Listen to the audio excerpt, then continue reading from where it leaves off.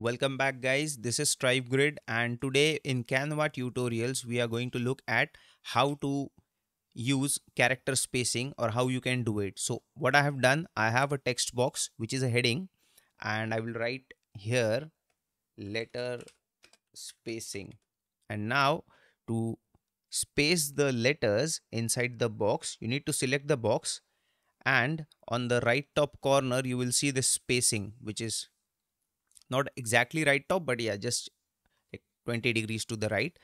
And here if you click, you will see letter spacing and line spacing. So today we are looking at letter spacing. If you keep increasing it, it will keep increasing and you will have the letter spacing. Or you can go into the negative as well. If some font is too spacious, you can just cringe them together. So this is how easy it is to use letter spacing in Canva. That's it guys, thank you for watching.